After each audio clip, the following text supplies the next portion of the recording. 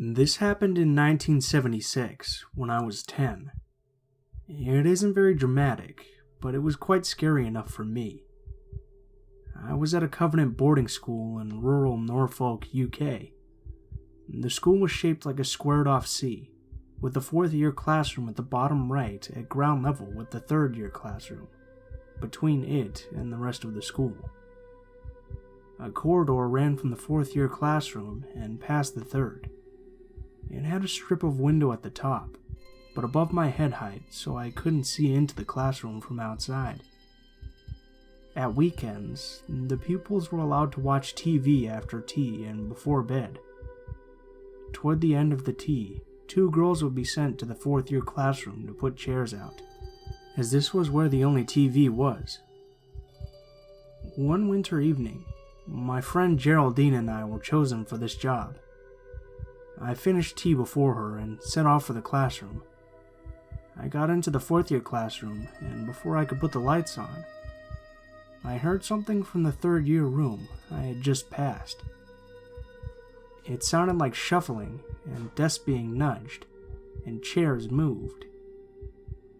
I still couldn't see into the room, but the sounds were moving towards the door of the room. It seemed that whatever made the noise would get to the door before I could run past it and back to the main part of the school. At that time of day, every member in the tiny school was in the kitchen or dining room. No one would be in that classroom, in the dark. As I stood there, Geraldine came down the corridor. The noises stopped abruptly, and I switched the light on in the fourth-year room. I felt I had almost been trapped by something, but characteristically for me, I didn't say anything about it. We got the room ready for TV watching.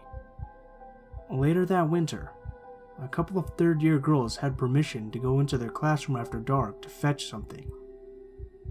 They didn't bother with the lights. I heard this story in some detail. In the room, they saw a small figure that laughed at them. It was definitely not anyone from the school. They ran out screaming, and after this, no one was allowed into that part of the school at night, and no explanation was given.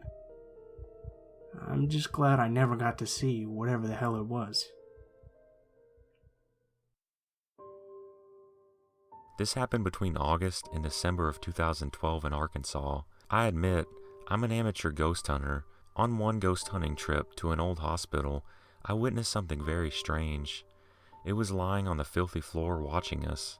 I wasn't startled by it, as I normally would have been. The figure was very, very long. If it had stood up, it would have easily taken up 2 stories. I reported the incident, and we went about our business. A few weeks later, near Halloween, we were asked to come look through a commercial haunted house by the operator. My team leader decided it wasn't an official investigation, so we could use an Ouija board. I sat out the session, but we recorded the incident. We received the spirit of a little boy, and then a more obnoxious spirit, closer to a demonic one, that had been known to cause problems for my team leader throughout her life. Suddenly, we could see that something was causing the board to move. Its answers became more respectful, I guess you could say. It identified itself as Death, a Grim Reaper, and indicated in its answers that it was one of many, and that we had seen this same spirit once before at the hospital. After it was over and the Reaper left, we once more went about our business. Not long after that, my grandfather died.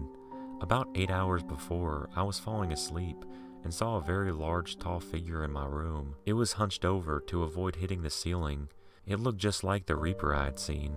I went to tell my mother what I had seen, and I felt my grandfather's time had come. He was dead at 11 that morning. I stayed home from work, and that evening, I was walking up the hall to bring my drink glass from my room when I spotted a dark figure in the living room. It was shorter than I was, but it looked so solid, more like an actual person was in the room with me.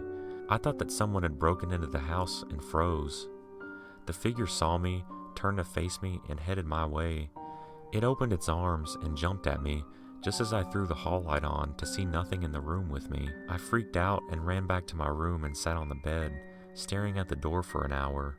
It wasn't until I was talking with my team leader about it that I realized that the figure must have been my grandfather, trying to give me one last hug. He still comes to the house frequently. This happened in 1998 in the community of Pittsburgh, California. It was summertime, and my wife and I had just moved into our first house. It was an old house, but it was still in good shape.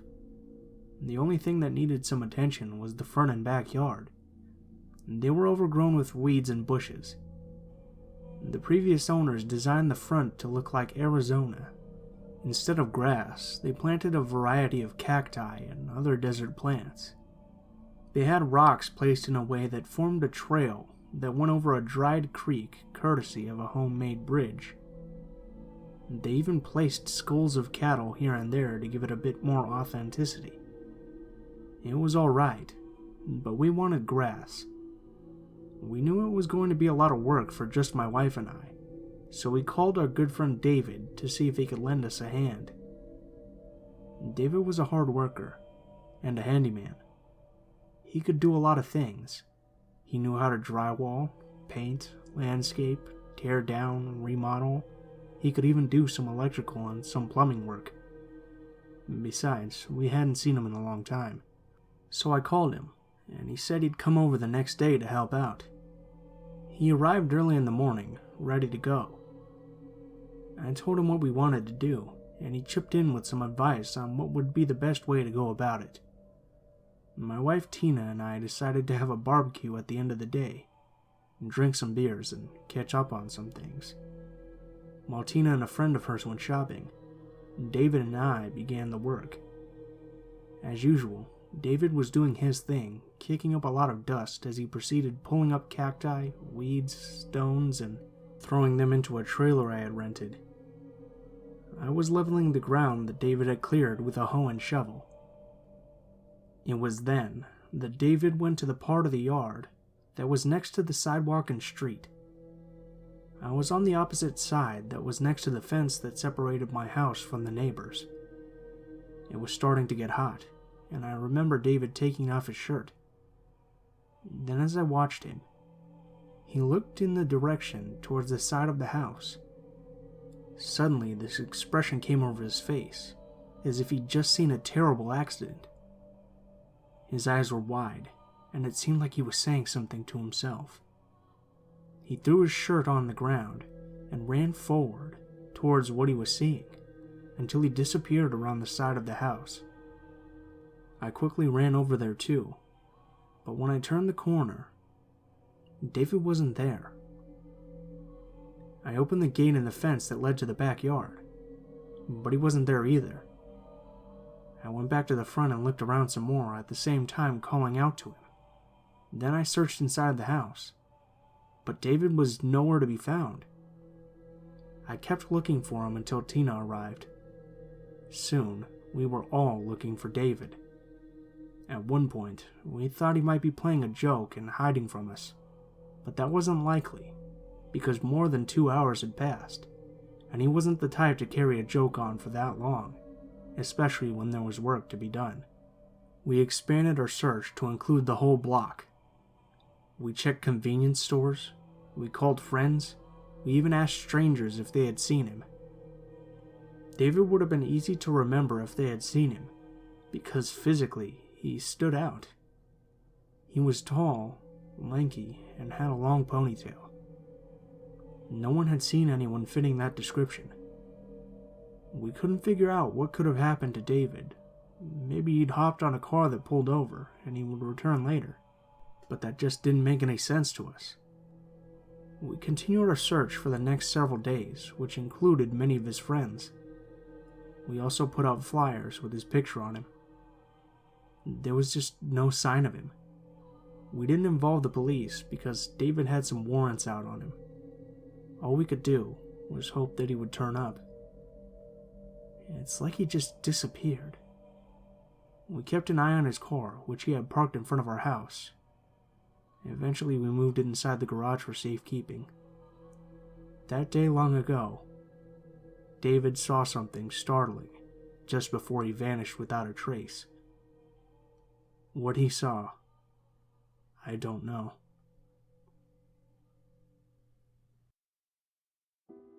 I bought an older home in Fargo, North Dakota in the spring of 2002.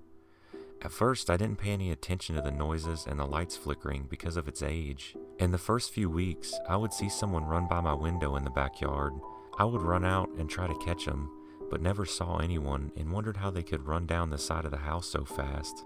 All I could see of him was a black shape of a man from the waist up going by. It took some time before I realized that the guy would have had to been 10 feet tall for me to see him through the window. I'm 5 feet 6 inches tall, and the bottom of the window is a few inches above me. I still didn't think anything of the noises and the flickering lights. I was sitting on the couch, and an orb came from an outside wall in my staircase and into the other wall. The other time I saw them was during the day, and 2 orbs, one behind the other, egg-shaped and solid white, went about 4 feet off the ground across my living room and disappeared. Again, I was sitting on my couch with my cat, and we both watched them go by. My cat couldn't have cared less, and they didn't frighten me either. I'm not looking for odd things to happen, so I didn't notice it unless it was in my face. I had moved in a dresser and left it at the bottom of the stairs because I didn't feel like hauling it up to the second floor yet. That evening, I heard a loud noise in the area and just thought it was something falling down the stairs. I put stuff on my stairs and would take it up all at once instead of a bunch of trips. When I went there the next day, a drawer was open, and not just a little, it was pulled almost all the way out. Then I became frightened. During the winter, I put plastic on the windows to keep the cold out. The tape that I used takes the paint off when removed if you're not careful enough. Right in front of me, the plastic was ripped halfway off the full-size window. For about 15 years, I've had problems with the pictures I had taken with white streaks and light spots on them. I thought it was where I was getting them developed, so I took them to 4 different places, hoping to correct the problem. I've had 3 different cameras over this time, and so I knew it wasn't that. I had thrown some away, thinking that they were just developed wrong, and now I wish I hadn't. I never thought they were anything paranormal. I've just stopped taking pictures. Over time, almost everything has stopped, but for a few noises and lights flickering that I've hardly noticed. Now it's January 2016, and I've heard some loud noises, my lights are flickering again, and too many bulbs are going out, but it's an old house. What I can't explain is all my electronics are not working properly. My coffee pot I love started leaking, and my gas stove I used to heat my house stopped working all in the same week.